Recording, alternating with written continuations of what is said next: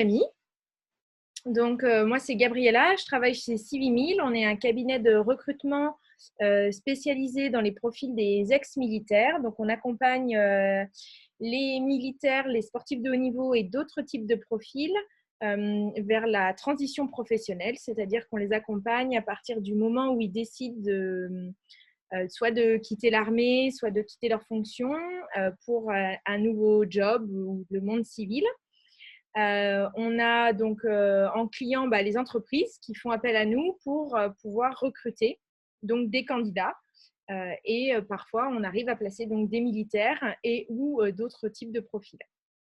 Voilà, donc ça c'est pour la petite présentation très succincte de Civimil. Donc aujourd'hui, je vais vous parler du thème de la gestion du stress pour la préparation des entretiens d'embauche. C'est un thème très important parce qu'on a des super profils, on a des très bons candidats, mais malheureusement, parfois, le stress est trop envahissant et où la préparation n'est pas très bien faite, ce qui pose problème. Et donc, du coup, on rate son entretien d'embauche ou on rate carrément sa candidature.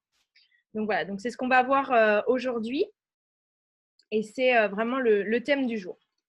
Allez, donc c'est parti. Donc là, je vous partage donc mon écran. Et je vais vous montrer donc la petite présentation que j'ai faite pour vous. Est-ce que c'est tout bon pour vous? Est-ce que vous la voyez bien? Hop. Allez. Alors, donc la gestion du stress, donc je l'ai élaborée donc en 4 étapes. Le premier, donc c'est le constat. Le deuxième, c'est la préparation. Le troisième, c'est l'entretien d'embauche. Et le quatrième, c'est se tromper. Alors, hop. Où est-ce que… Alors, hop, on va le mettre ici. OK. Alors, donc le constat tout d'abord, donc quand on se prépare comme vous à par exemple sortir du milieu militaire, ce qui est important c'est de faire un constat. Et le constat c'est savoir donc déjà est-ce que je stresse? Si oui, quand est-ce que je stresse? Et surtout comment je stresse? Donc le stress il peut être défini comme une transaction entre la personne et l'environnement dans laquelle la situation est évaluée comme débordant les ressources de cet individu et pouvant le mettre en danger et mettre en danger son bien-être. Donc, que se passe-t-il quand vous stressez? Donc, c'est-à-dire, est-ce qu'au niveau mental, j'ai des pensées parasites, j'ai des pensées qui sont négatives? Et au niveau physique, est-ce que j'ai des douleurs abdominales? Est-ce que je transpire beaucoup? Est-ce que j'ai des rougeurs? Est-ce que je ne me sens pas très bien? J'ai l'impression que je vais faire un malaise. Voilà. Donc, le stress, c'est vraiment et mental et physique. Donc, déjà, dans un premier temps, c'est important de faire un constat. Est-ce que je suis stressée? Oui. Si je le suis, comment? Si je ne suis pas stressée, OK, très bien, on avance, on continue et on va voir aussi d'autres situations où le stress peut être juste ponctuel, c'est-à-dire pour l'entretien d'embauche et ou pour d'autres instants. Donc, la première chose à faire, c'est vraiment ça, faire un constat. Qu'est-ce qui se passe au niveau mental, au niveau physique? Qu'est-ce que je ressens? Qu'est-ce que je me dis?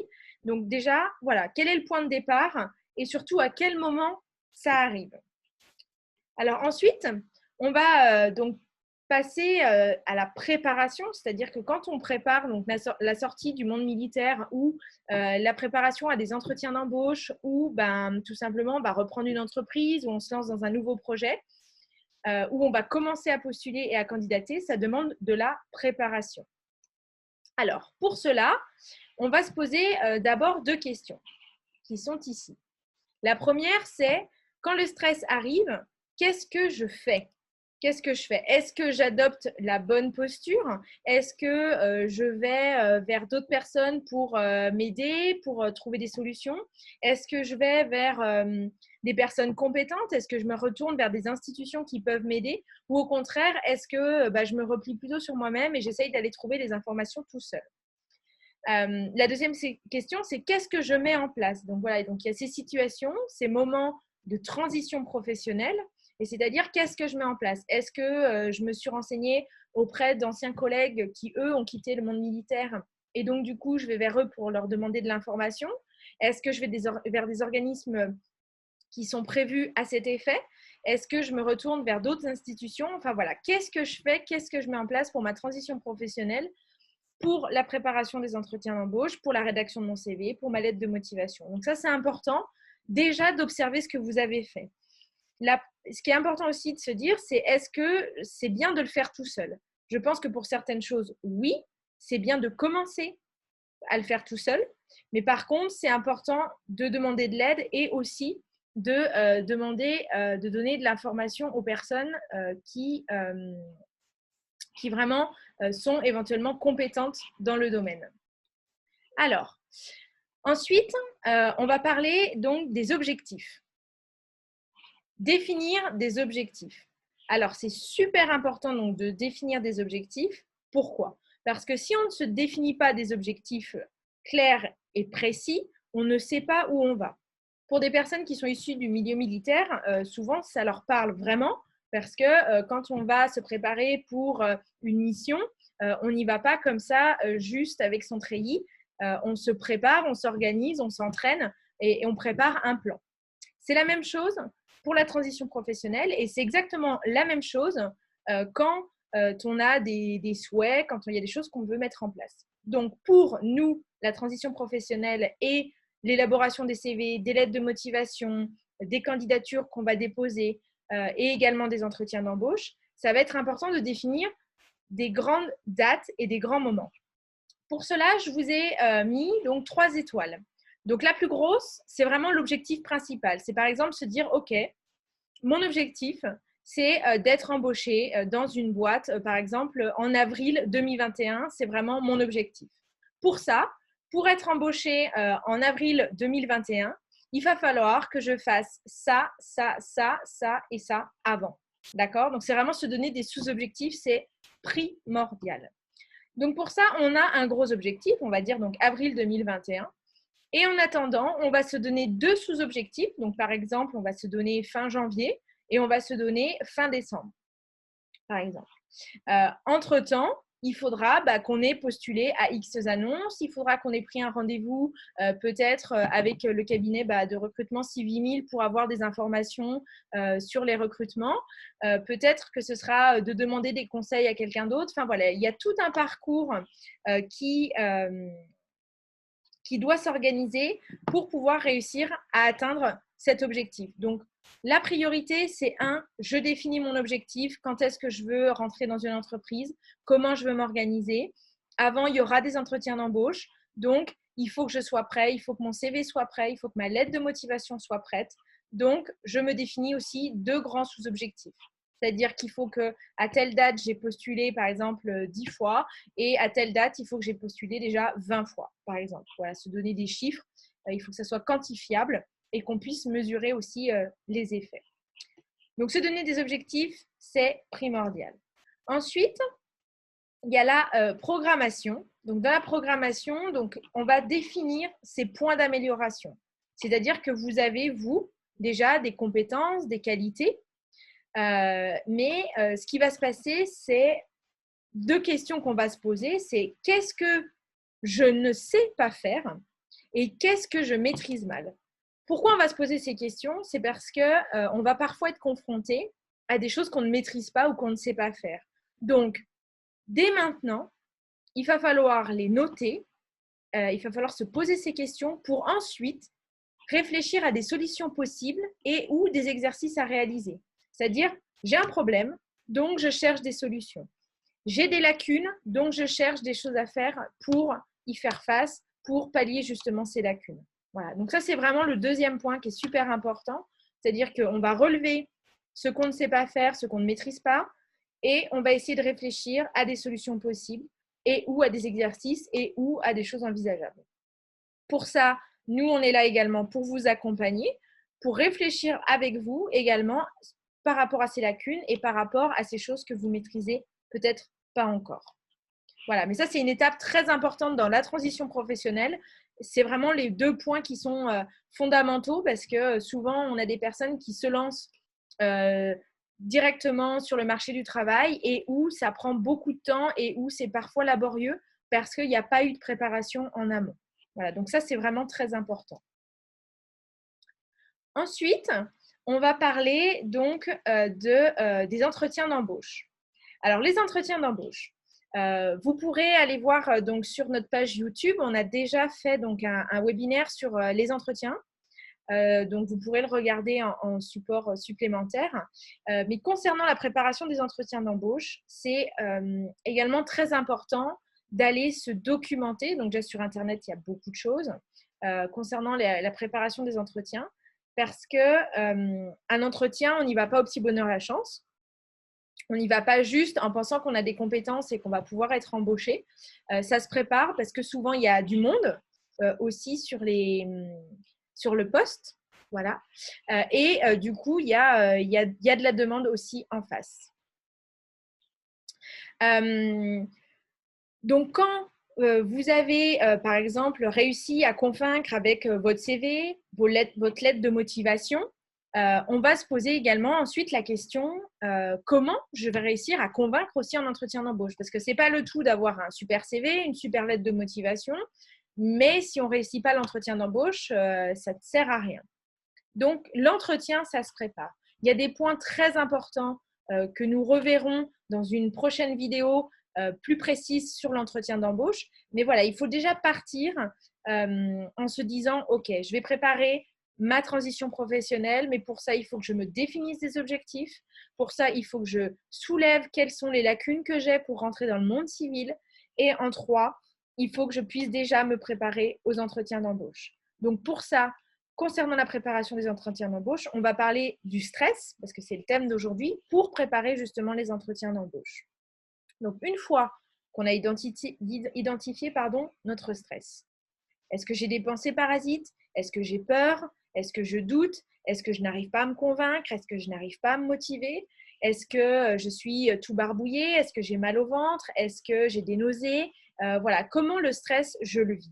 Et surtout, à quel moment il apparaît? À quel moment votre stress, il arrive? Une fois qu'on a défini ça, on va également définir dans la préparation des entretiens d'embauche, qu'est-ce qui vous fait peur? Quelles questions pourraient vous mettre mal à l'aise? Et bien, dans la préparation des entretiens d'embauche, c'est ces questions-là qu'il va falloir préparer. C'est-à-dire que la question de présentez-vous s'il vous plaît, est-ce que vous pouvez m'expliquer quel est votre projet pour les 5 ans à venir? Est-ce que vous pouvez me parler du rôle que vous aimeriez avoir dans un groupe, par exemple? Toutes ces questions-là, il faudra les préparer en amont. Il faudra préparer des questions types qu'on peut voir également ensemble et qu'on verra aussi lors d'une prochaine vidéo sur les questions en entretien d'embauche, la posture en entretien, qu'est-ce qu'on dit, qu'est-ce qu'on fait, comment on se prépare. Et ça, c'est important. Donc, dorénavant, vous pouvez déjà, par rapport au stress que vous pouvez avoir concernant l'entrée dans le monde civil, vous pouvez déjà vous préparer en cherchant sur Internet à se préparer à ces questions-là. Voilà, ça c'est vraiment un point que vous pouvez déjà faire. Moi, j'ai déjà une liste aussi de questions qui sont posées en entretien d'embauche. Donc, si vous voulez, moi, je peux vous les fournir. Et on peut également les préparer ensemble. Mais voilà, ça c'est très important. La partie des questions, l'entretien d'embauche, on ne peut pas y aller au petit bonheur la chance. C'est vraiment une préparation et c'est vraiment un moment crucial et déterminant pour votre candidature. Il y a beaucoup trop de candidats qui pensent qu'une fois la première étape du recrutement passée, c'est bon, je serai pris. Non, il y a vraiment l'entretien physique et ou maintenant par vidéo qui est vraiment extrêmement important dans le recrutement. Si on sent que la personne, elle n'a pas préparé son entretien, c'est pas bon. Si on sent que la personne, elle réfléchit trop, elle ne sait pas, elle doute, elle n'a pas du tout préparé, elle est complètement perturbée et ou trop stressée. Alors, on a du stress forcément quand on fait un entretien d'embauche et on ne va pas ne pas retenir parce que vous êtes stressé. On ne va pas vous retenir, c'est maintenant que vous êtes trop stressé et que du coup, on sent que vous n'êtes pas en capacité à gérer le stress. Voilà, donc ça, c'est important. Plus vous vous préparerez en amont, plus vous irez chercher de l'information, plus aussi vous allez pouvoir nous poser des questions, plus on pourra vous aider et vous accompagner dans la préparation de vos entretiens. Mais la préparation, elle ne se fait pas juste une semaine avant l'entretien, elle se fait vraiment bien en amont. Voilà. Voilà, donc ça, c'était vraiment pour la partie de la préparation des entretiens. Alors, ensuite, j'ai mis se tromper. Pourquoi? Parce que